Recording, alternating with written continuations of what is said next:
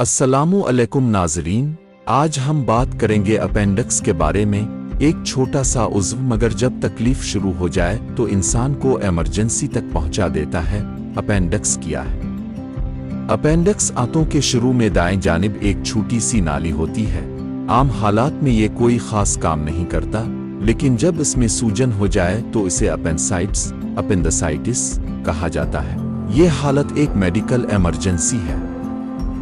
Appendix के खतरनाक अलामात। अगर आपको ये निशानियां नजर आएं तो फौरन डॉक्टर से रुजू करें।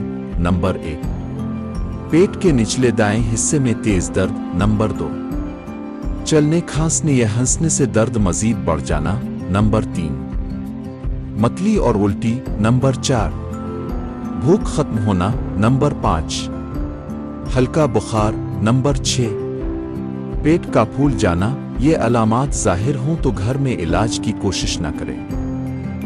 अपेंडिक्स क्यों सूजता है?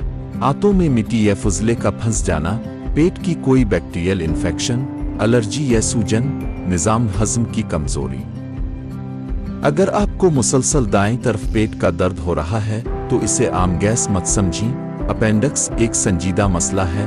बरवक्त चेकअप जिंदगी बचा सकता है।